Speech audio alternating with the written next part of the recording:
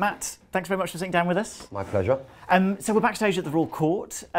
You and this place go back a long way. Yeah, I did my first job here in 2004. Fresh Kills by Elizabeth Gregory Wilder, an American writer, an American play set in New York, playing a gigolo.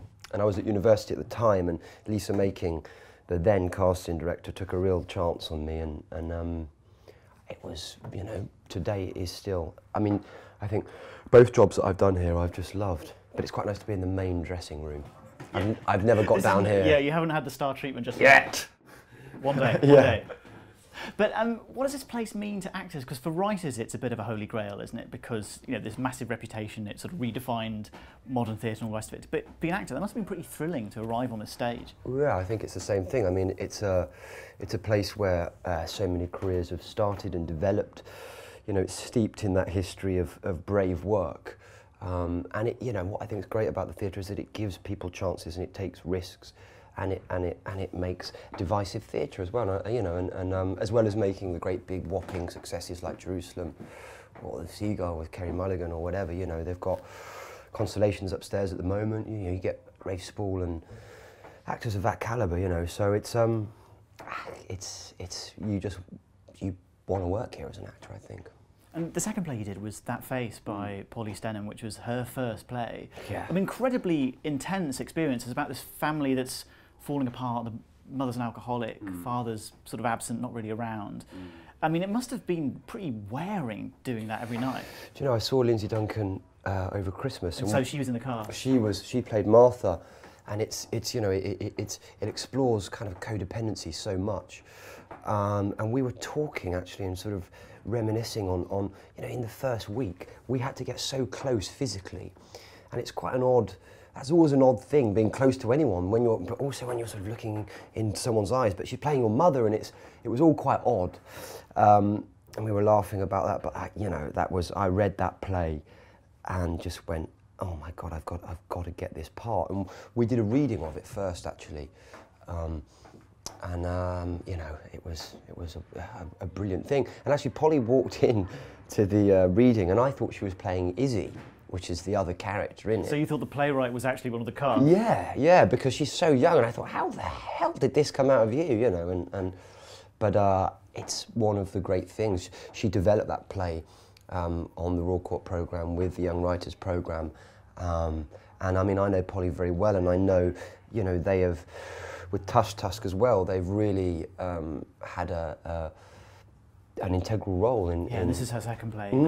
Came out a couple of years ago, I think. Came out a couple of years ago. Now I think she's developing it into a film, and but I think the people at the court, you know, the literary managers here, have a really integral role with, you know, the next generation of writers. You look at Lucy Prebble, I think she started here as well, and you know, there's just been a plethora of brilliant young writers. Tell me if I have this right, because I remember in That Face, you had a moment on stage, how to describe it delicately, where you lost control of your bladder. Yeah. Is that right? It is right, absolutely. And how was that done, dare I ask? Yeah, absolutely. I had a little sort of colostomy bag, and at the moment, and also it's a very high point of emotion, I'm sort of going, oh my God, please work, and then I'd get my legs open really far, and sometimes the wee would go down there and sometimes down there, and I used to get in trouble for not weeing far enough down the bed so people could see. But you know, that's what's incredible about the space upstairs. It's still one of my favourite theatres, the Gerwood Theatre upstairs here, because you know, that play was so fraught with tension and emotion and blood and guts and everything. And when you watch a play upstairs, you're bang smack in the middle of it, you know. And in a way, it's relevant to talk about Polly Stenham, because the reason we're talking today is because of the Young Writers Festival. She's a young writer. I think she's just 19, was it, when that play? She was 19. Incredibly. What is it about young writers? Why are they important, the next generation? Well, you know, I think we want to hear the voice of the young generation, and I think what the court and what this festival does, A, it gives them a great platform, B, it gives them the structure and the facility to develop the play in the right manner, given time, and you know, and be guided in the right manner and nurtured in the right manner. And you know, I think for me, it's one of the most exciting things is to go and see a fresh talent, a fresh voice. And when you go to a play here that's written by one of the young writers and it's a real hit, you go, whoa, where did that come from? And you know, for me, often you share a similar sensibility, and you can hear a lot of the sort of cultural references and the colloquialisms that are used in the language, and you know, because it's part of our generation, and I think that's brilliant. And one of the amazing things this time round, there are kids as young as 10 who are taking part. I know, that's slightly terrifying. They're going to be running theatre, aren't they? I know. It won't be giving you a job. Screaming from the back of the stall, "Be quicker, Smith!" Yeah, and you know, again, what a great way to get people's imaginations going from an early age. And who knows? We could have a Pinter simmering away. Yeah. Now, you're probably sick of questions to do with a certain TV series that you're in. I don't know, people probably haven't heard of it, but it's this little thing on the BBC. You're about to start filming in a couple of weeks' time? Yeah, we start on the 20th of February. Doctor Who, we should make clear. Doctor Who. I start filming Doctor Who on the 20th of February, and very excited. You know, it's a long shoot, but we've got, I think, 4 or 5 scripts which look in really good shape, and the casting is going very well. I found a lovely bit of news this morning, actually, about someone that's going to be in it. I couldn't possibly tell you, but it's exciting. I was going to say, I mean, surely you can tell us everything, reveal everything. Not. You'll know him, or her. And so that's very exciting, and yeah, you know, looking forward to it. I love making it. Any hints about what's going to be in it? I couldn't possibly tell you. I wish I could. Yeah, what happens is, no, I'm sorry, I'd get... Not going to happen. I guess one certainty is that it's going to be pretty cold, isn't it, filming in Cardiff at this time of year? It is, night shoots, quarries often. And one of the script, a lot of it is outdoors.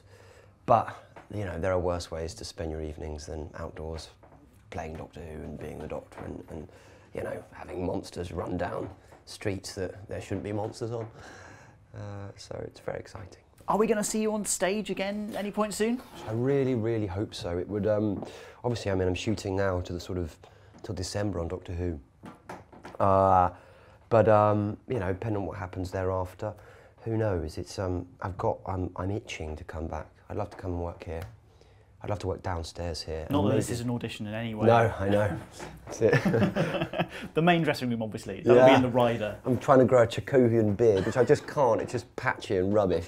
So no definite plans as yet. I mean, you've talked quite tantalisingly about doing something with Simon Stevens, who I know is a friend of yours. You're in one of his plays. Yeah. Amazing writer. That's something I'd love to do. He's one of my favourite writers, actually. And, you know, again, he was intrinsically sort of linked here to the Young Writers Programme and was actually one of the mentors on it. And he's a wonderful man. And I love how his work's getting braver and more divisive. And he's sort of writing, I think he's a brave writer. And I did a reading of his new play a couple of days ago, which is just brilliant.